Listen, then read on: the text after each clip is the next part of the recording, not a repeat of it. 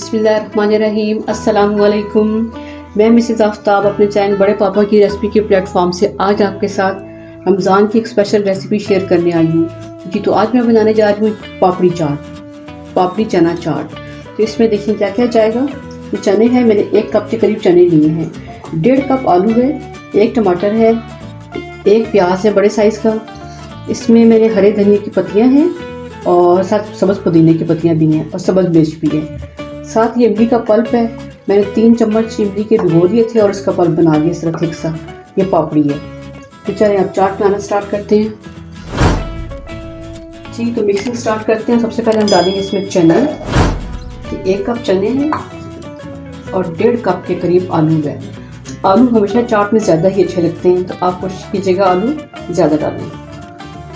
टमाटर 4 है इसमें, प्याज भी अच्छा लगता है। चने की चाट में क्रंच आए तो बहुत अच्छा लगता है। सब्ज़ धनिया और हरा पुदीना और हरी मिर्च ये चली जाएगी। ये तो चली गई सारी की सारी वेजिटेबल्स एंड चने। अब हम इसमें ऐड करेंगे इमली का पल्प। इमली का पल्प जी सारा का सारा ऐड कर दें, तभी तो खट्टी खट्टी मज़े की चाट बनेगी। असल चाट तो यही होती है।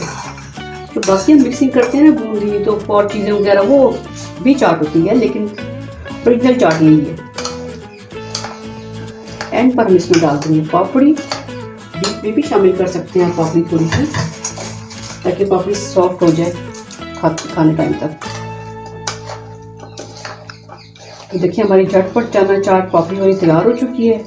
कितने मज़े की कलरफुल सी लग रही है। और नमक भी जब ऐड करते हैं इसमें।